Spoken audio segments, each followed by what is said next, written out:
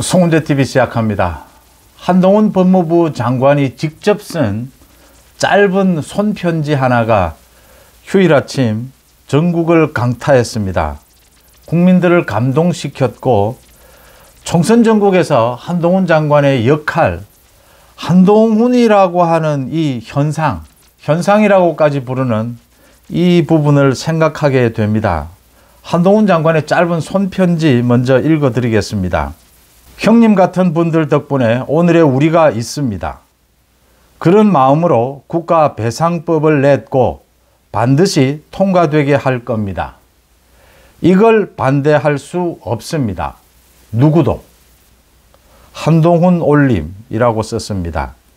이 한동훈의 짧은 손편지 하나가 전 국민을 휴일 아침에 많은 생각에 잠기게 하고 감동까지 주고 있습니다.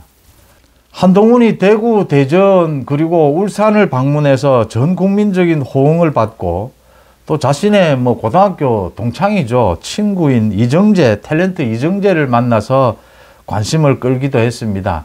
이정재의 여자친구의 그 주가가 뛰었다. 엄청나게 뛰었다. 그것도 몇백억씩 며칠 사이에. 그래서 거래 정지가 내려지는 정도의 이 한동훈 태풍이 이어지고 있는데 오늘 아침에는 이 한동훈이 직접 쓴 짧은 손편지입니다. 그 마지막 문장입니다. 이걸 누구도 반대할 수 없습니다. 이 국가배상법 개정 아닙니다. 이걸 반대할 수 없습니다. 누구도 라고 했습니다. 한동훈은 왜 이런 말을 했을까라는 것 한번 짚어보겠습니다. 오늘 휴일을 맞아서 송은재TV 친구가 되어 주십사 하는 부탁을 또 한번 드립니다. 송은재TV 멤버십에 많이 가입해 주십시오. 구독, 좋아요도 물론입니다. 이 멤버십이나 구독, 좋아요를 많이 눌러주시면 이걸 저도 하고 난 다음에 느낀 겁니다. 이걸 해주시면 제가 논평을 하는데 제가 중심을 잡는 데 굉장히 도움이 됩니다.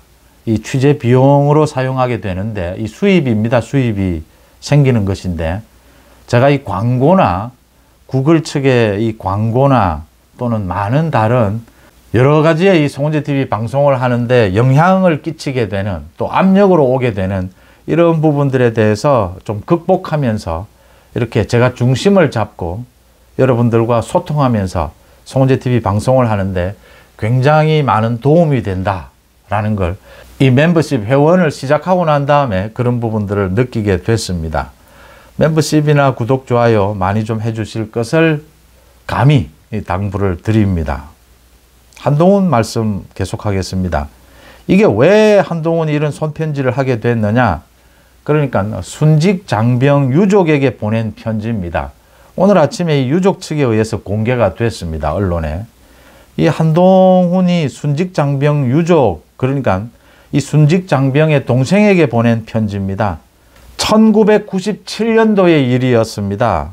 이 편지를 받은 이 동생의 형이 당시에 조모 상병입니다. 이 조모 상병이 휴가를 나와서 스스로 목숨을 끊었습니다. 그 유언에 자신을 엄청나게 괴롭히던 선인병 8명의 이야기를 하면서 그들을 죽여달라고 하는 그 원망과 죽여달라고 하는 이런 유서를 남긴 채 이 자택에서 숨진 채 발견이 됐습니다. 그래서 이게 사회적으로도 문제가 됐고 이 가해자로 지목된 병사들, 선임병들이 구속 수사까지 받았지만 전원이 기소유예가 됐습니다. 그런데 이 기소유예가 된 것도 문제고 이 기소유예가 된 걸 당시에 군 당국이 이 처분을 유족에게 알리지를 않았습니다. 그래서 이 수사 경과가 어떻게 되는지 모르고 있던 유족들이 재수사를 요구할 기회조차 없었던 겁니다. 재수사를 요구하지도 못하고 정해진 배상을 국가로부터 받았습니다. 굉장히 소규모였을 것으로 예상이 됩니다. 이렇게 받고 났는데 그 다음에 군 사망사고 진상규명위원회 조사가 다시 있었습니다. 지난해 4월에 순직으로 인정을 받았습니다. 이 선임병들의 괴롭힘으로 이런 순직이 일어났다라고 해서 이 인정을 받았습니다. 사망한 지 25년 만입니다. 그런데 이걸 지금 인정을 받고도 실질적인 보상을 해줄 방안이 없습니다. 왜냐하면 우리 지금 국가배상법에는 제2조 1항입니다. 이중배상은 안 된다라고 규정을 하고 있습니다. 그래서 군인이나 군무원, 경찰 모두 직무 중에 사망하거나 다치거나 이렇게 법정 보상금을 지급받은 경우에는 국가를 상대로 다시 손해배상 청구를 할 수 없도록 이렇게 규제하고 있습니다. 이게 지금 이 장병, 조모 장병의 경우에는 굉장히 너무나 억울하다라고 하는 것입니다. 그 당시에 재수사를 해달라고 하는 그 요청도 할 수가 없었고 군 당국에서 알리지를 않았기 때문에 또 이 사실이 드러났습니다. 순직이라고 하는 이 사실이 드러났는데 이중배상 금지 이 조항에 묶여서 손해배상 청구를 할 수도 없고 이 배상을 받을 수 있는 방법이 없는 겁니다. 그래서 한동훈 장관이 지난 10월에 이 국회에 개정안을 냈습니다. 이런 경우에는 예외로 처리를 해야 한다. 그 국가배상법 개정안을 지난 10월에 냈습니다. 내서 이 부분에 대해서 강조를 하면서 유족들을 위로하는 것입니다. 형님 같은 분들 덕분에 오늘의 우리가 있습니다. 군 장병들, 이 군에 자식을, 가족을 보냈는데 이런 일을 당한 겁니다. 그런 마음으로, 그런 정말 유족의 마음으로 국가배상법 개정안을 냈고 반드시 통과되게 할 겁니다. 라고 이 법무부 장관으로서의 각오를 말을 했습니다. 이걸 민주당이 반대할 수 없습니다. 한동훈 장관이 이걸 이야기한 겁니다. 이걸 반대할 수 없습니다. 누구도 라는 이야기를 했습니다.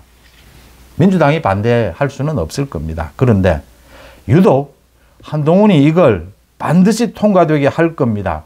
이걸 반대할 수 없습니다. 누구도 강조를 했습니다. 그 이유는 지금 이재명의 민주당은 윤석열 정부가 하는 일, 한동훈이 하는 일, 한동훈 장관이 하는 일은 그냥 덮어놓고 반대입니다. 덮어놓고 탄핵이고 덮어놓고 특검입니다. 무조건 반대입니다. 그래서 지금 한동훈 장관이 이 부분을 지적하고 있는 겁니다. 이걸 누구도 반대할 수 없다. 반드시 통과되게 하겠다. 민주당이 국회 권력을 장악하고 저런 헌정사에 보기 드문 행포를 부리고 있지만 그 부분을 지적하고 있는 것입니다.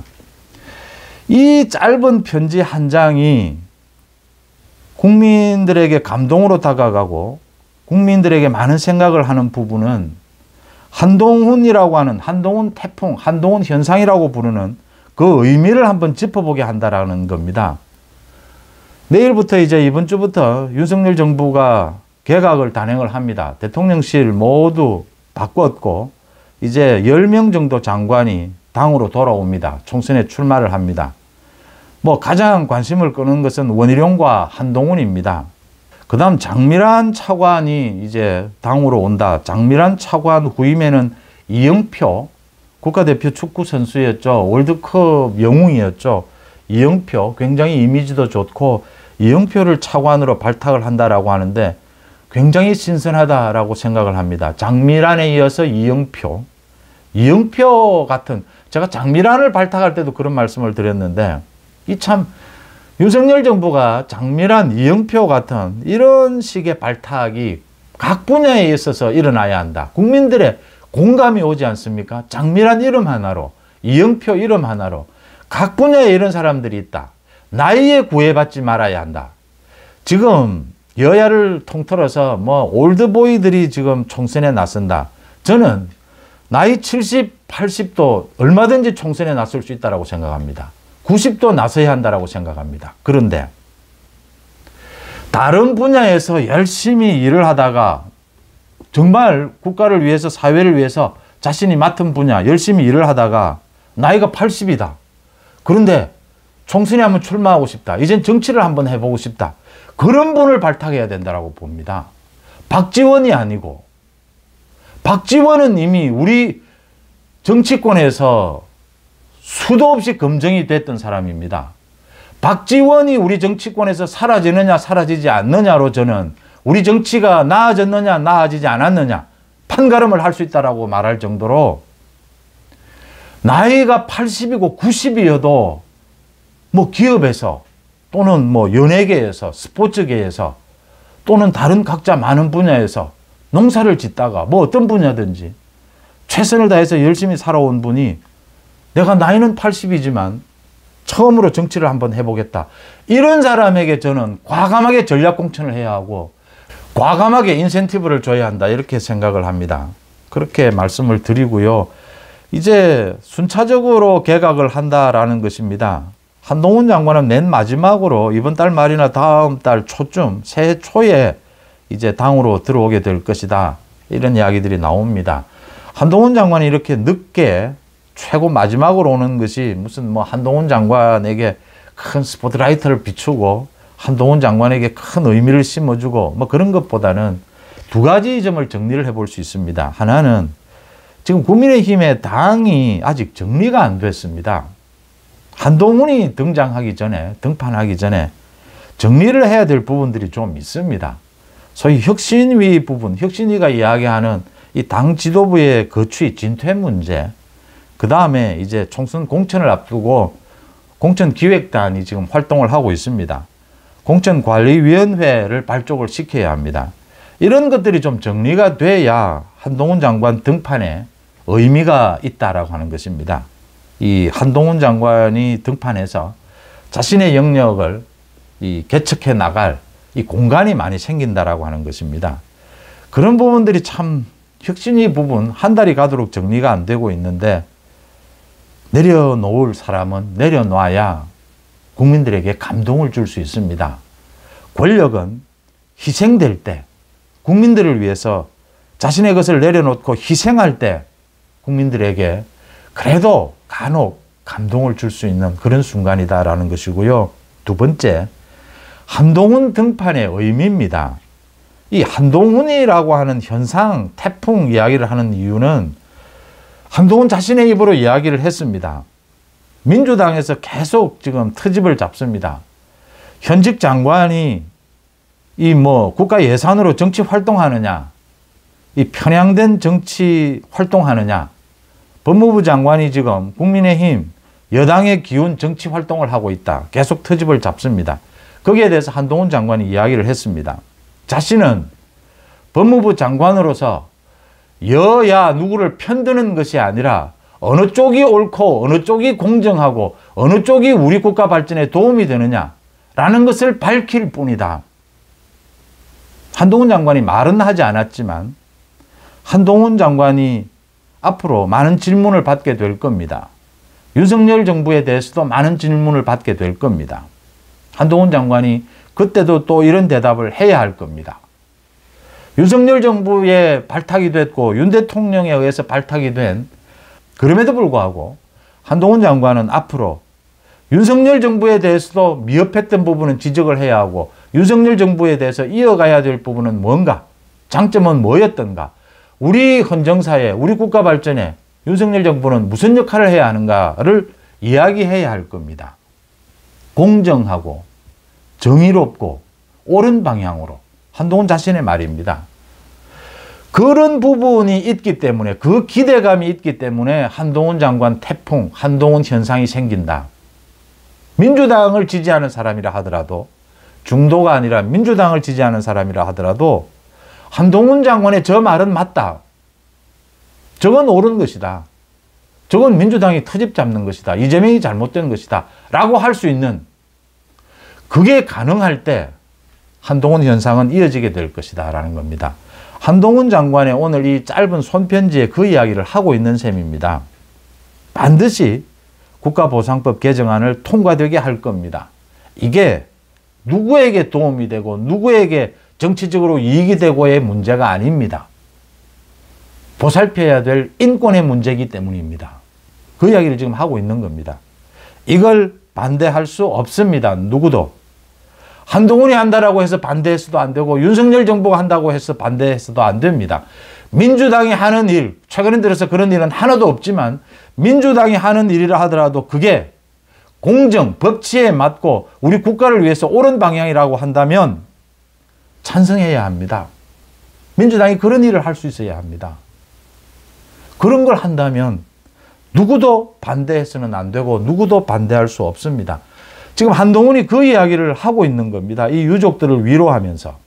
한동훈이 가고자 하는 방향, 한동훈 정치가 가고자 하는 방향은 여야를 떠나서 윤석열 정부 또 민주당을 다 떠나서 한동훈의 정치가 가고자 하는 방향은 공정과 상식입니다. 우리 국가에 어떤 것이 도움이 되느냐, 옳으냐입니다. 그 부분을 상실하게 되면 한동훈 정치의 의미가 없어집니다. 한동훈의 이런 자세입니다. 객관적으로 무엇이 공정하고 무엇이 옳은 건지 정말 따져보고 감동을 주면서 그런 정치를 해보겠다라고 하는 것입니다.